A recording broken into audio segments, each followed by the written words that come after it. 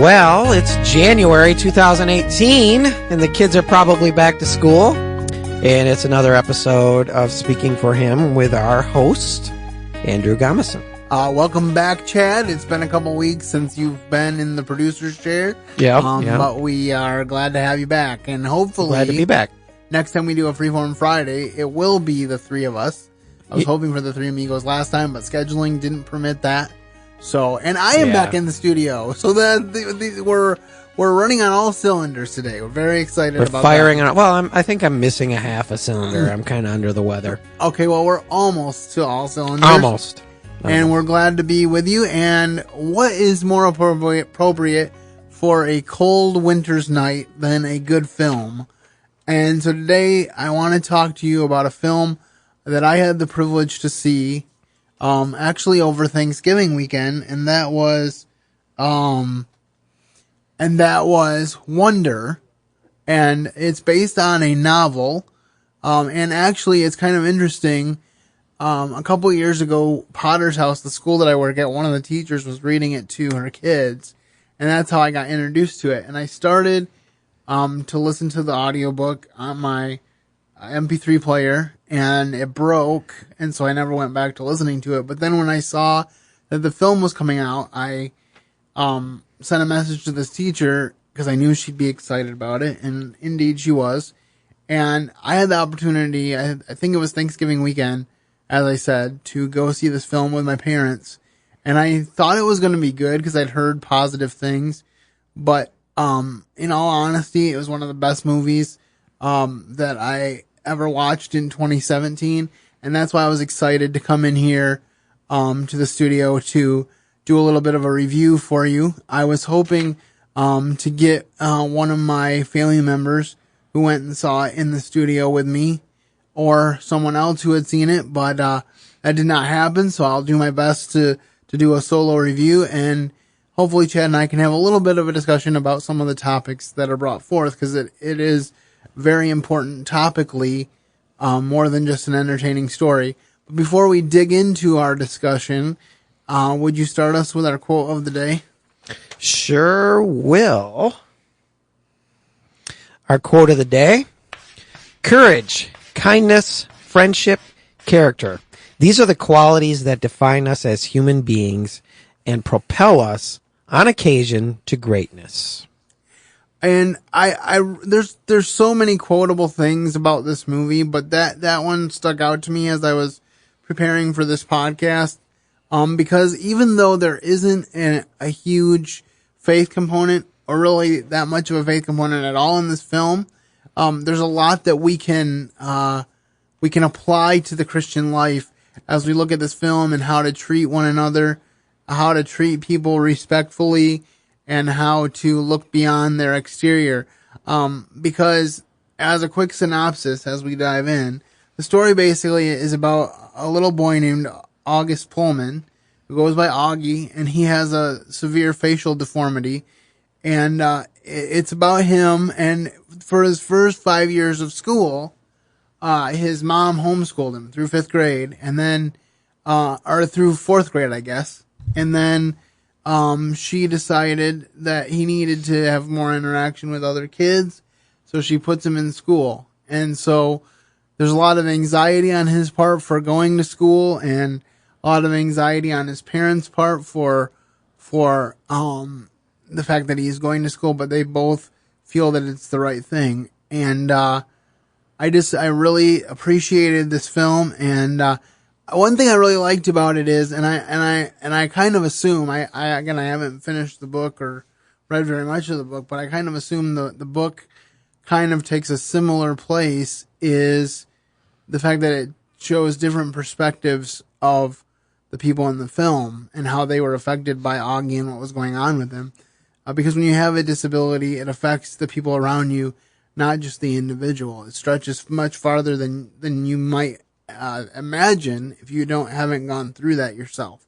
And so, but before we get very far in our discussion, I want to share with you the theatrical trailer for Wonder. So take a listen.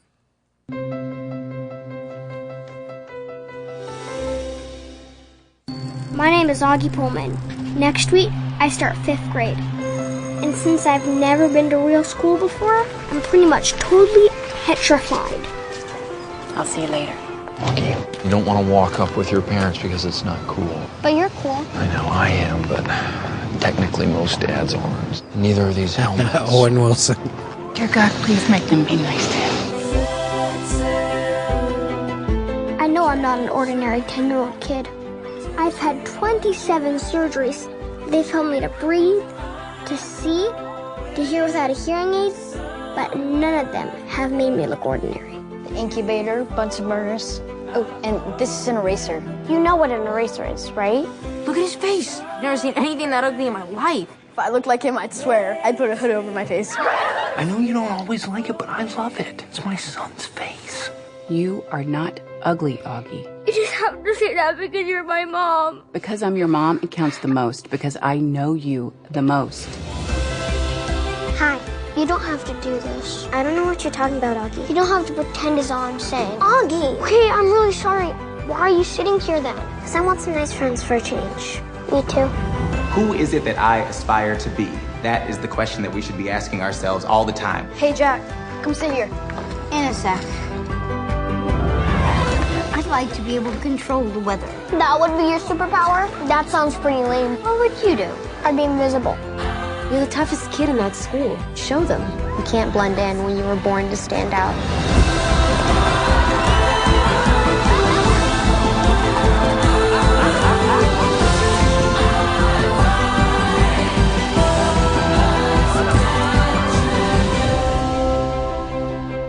You ever thought about having plastic surgery?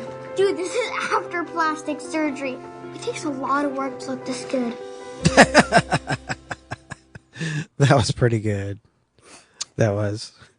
So you can tell in just that little snippet of the movie that this was a very positive, very heartwarming film. And I'm an emotional guy, so it doesn't take me much to cry. So it's probably not saying much to say this, but there were at least 4 times when I teared up. Do you want me to get you a tissue right now? I think I can make it through. We got tissues over here. Yeah, I appreciate that, and I may take you up on that, but I think I'll be fine at this point. But my general thoughts on this film are basically that it's a much needed film. Wally on the Wally Show actually kind of persuaded me, even though I was already thinking about it a little bit, persuaded me that I really needed to see it because he was raving about it. And he talks about movies a lot, but he doesn't usually rave. And so I thought, well, this is a good thing. And he said his statement about it was that every kid should watch it on the first day of school every year because it's such a good film about how to deal with other people that are different than you. And we need that in our schools because we see so many different stories about bullying, and especially with cyberbullying. Right. At least you could, when in the old days, at least you could walk away from the bullying situation and have your evening and your night ostensibly where you're not being bullied because they can't bully you. And now with the way things work on the internet and such, it's much more extended. It's much more, well, you can be bullied anytime. I honestly think that there's actually 2 sides to that. There's the side where, yes, cyberbullying is definitely something that is become very normal, as much as I hate to say that. But then yet on the other side, you get that kid that I did not actually see the whole video, but he was bullied and he was crying and it went viral. It went viral and people, actors and, professional wrestlers were commenting on this video that went viral of him. I think that there is an advantage in that it brings more exposure to the issue, which then helps us to deal with the issue. Am I correct? Oh, I agree. I also have heard different things about that kid, that perhaps he wasn't completely innocent. It doesn't justify the bullying that he endured, but I've heard different things that say that he was bullied because of bullying that he was doing to others.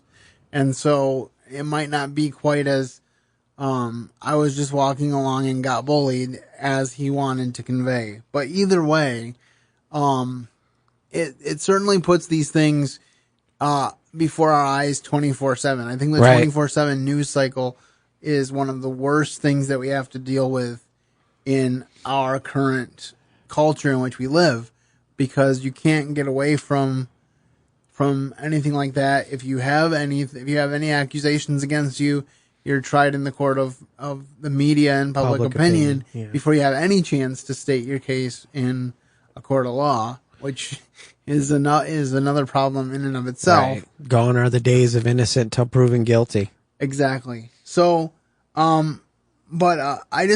there's a couple of positive things I want to point out about the movie. First of all, the strong relationship of the parents.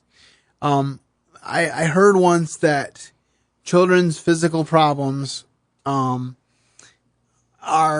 a cause of divorce, ratchet up the possibility for divorce by about 80%. And another one that's high up there is the death of a child. So when your children are that's awful. negatively affected, it can really put a stress on your marriage. And so I really like the fact that this film portrayed an intact family.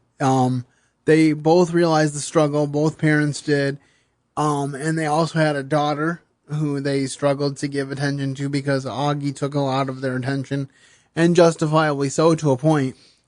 But I just really liked the fact that was put front and center in a positive way, because a lot of times it's a throwaway, especially in our entertainment. So I really appreciated that.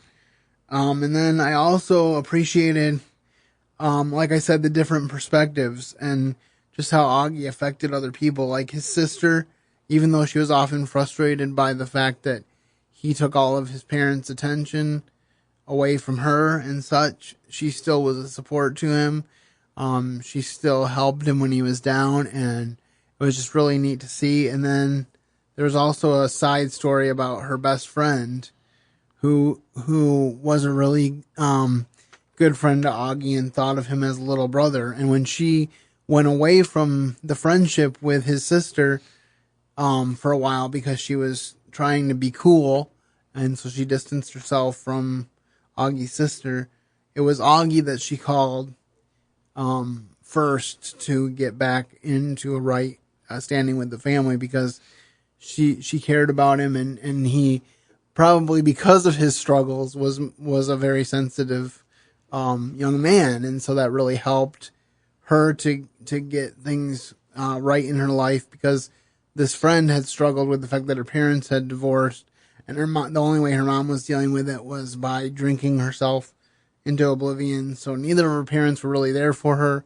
So Augie's family was the family that she never had. Right. And so that was an interesting side issue too. So there's a lot of depth that you wouldn't necessarily expect for a movie coming out of a children's novel, but it was just very well done. And I think that it was really interesting how they portrayed the teasing that Augie went through, because it wasn't over the top, but it was very real, realistic. And I think I told my mom going out of the theater, I said I could relate to that on certain levels, because I knew what it was like to have a physical limitation that you can't overlook and ignore, and that you have to live with.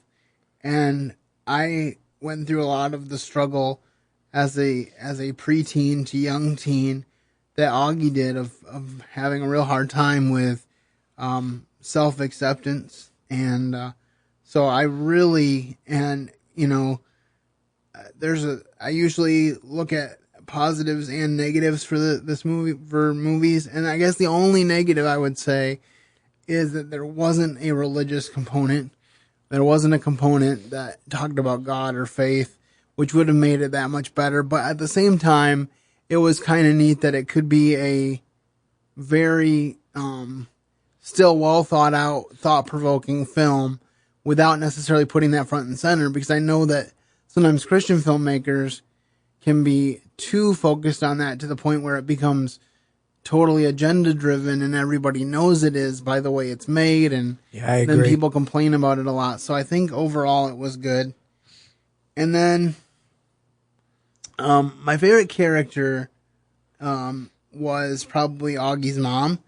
And the reason I say that is I usually say favorite character other than the main character, because it would be easy to say Augie because he's the central focus of the film. But his mom was the one that never gave up on him and never let him give up on himself.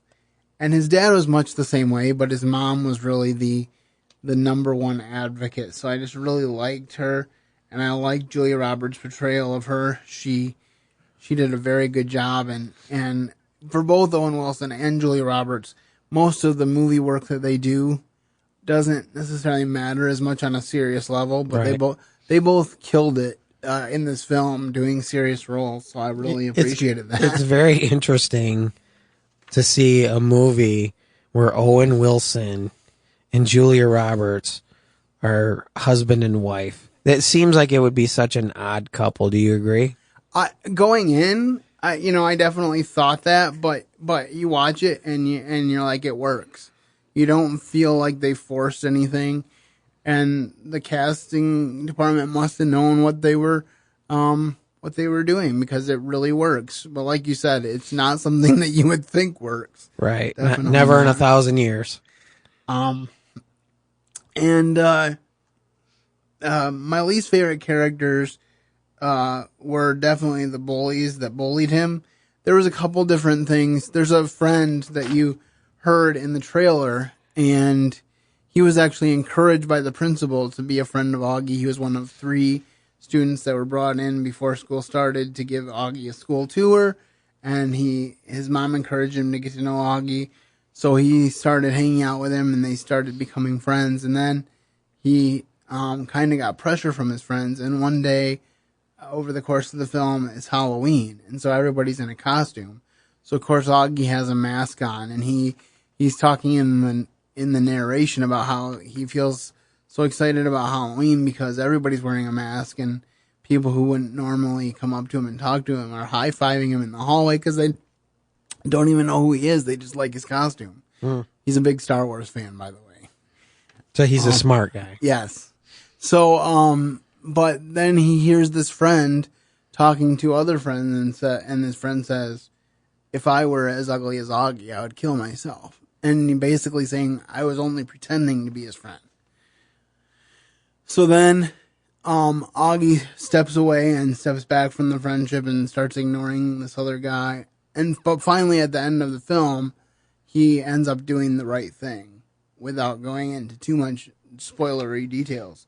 So this is definitely a film that I would encourage you to watch with your family. I think you can use discretion as to the age of the people that you want to watch it, but I would say anybody like 11 or 12 and up would be a good age range, because these are things that need to be talked about. And I think I've talked about in my reflections on my disability that a lot of issues related to that don't get talked about to the degree that they should. And so I really appreciate it when a film takes the opportunity to do that. So, my biggest lesson that I took away from the film is kind of like the quote that we had in the beginning about courage, kindness, friendship, and character. These are the qualities that define us as human beings and propel us on occasion to greatness. I really think that is, those things are so important. And to bring a biblical application, Jesus said this before he went to the cross. He said, "They'll know you're Christians by your love for one another." And so, if as watching this secular film and realizing the power of love and the power of self-acceptance, the power that can have over someone and the people around them, I just thought, how much more should that be true of us as Christians? That we are the most loving, that we are the most caring of anybody out there. That should typify us. You know, when people say my name, do they think of a caring individual, or do they think of somebody that just looks down their nose? I want my name to be synonymous with someone that cared for people, because that's who Jesus was. Jesus was Amen. Always looking for people to care for. And so I really think the biggest lesson is don't look at just the outward appearance, and also just make it your ambition to love and care for one another. And another sidebar of the film, as I wrap up, is the fact that her parents, the older sister's parents, realized through the course of time that they hadn't been fair to their daughter, that they had been ignoring her, and so they got that relationship right as well, which I thought was really good, because it wasn't just about the disability and how to deal with that. It was about all the fallout and ramifications of it. And I think that's so important to discuss the whole issue and not just minor things. Now, I know you haven't seen the film, but do you have anything you'd like to add about the topic? Well, I think of the bullying thing, and this morning, and I posted this on Facebook as part of a devotional. Of course, the scripture is, we are pressed on every side by troubles, but not crushed. We are perplexed, but not driven to despair. We are hunted down, but never abandoned by God. We get knocked down, but we are not destroyed. That's 2 Corinthians 4, verses 8 through 9. And this is what Rick Warren said in the devotional. He said, study after study has shown that probably the most important characteristics you could teach a child, and that you need in your own life, is resilience. It's the ability to bounce back. It's the ability to keep going. Nobody goes through life without an unbroken chain of successes. Everybody has failures and mistakes, and we all embarrass ourselves. We all have pain. We all have problems. We all have pressures. The people who make it in life have resilience. And I think that the story is the story of a boy who definitely demonstrates resilience, because he has to go through a lot, and in the end, he gains the favor of those around him. Am I correct? That is correct. That is definitely a driving force of the film, and I'm not going to give away much more here, because I want you to see it and I want others in the audience to see it. But that is definitely true. And it comes back to another thing that I often think about, is when you are dealt with something in life, you have to deal with it. You don't have a choice. A lot of times people will be like, well, how do you deal with your physical limitations on a day-by-day basis? And the only answer I can give is that God gives grace for the situation that you're in. He's not going to give me Chad Cashman's grace. He's going to give me Andrew Gomison's grace. And the same thing with you. He's not going to give you Andrew's. He's going to give you Chad's. Whatever it is that you're going through, that's what he's going to say, Chad, this is what I'm going to help you with. And sometimes he leads us out of situations, and sometimes he leads us through situations. Amen. And it's up to him what he decides to do. All right, well, I hope that you have enjoyed this review of the film Wonder. I'm not sure if it will still be in theaters in your area when this podcast posts.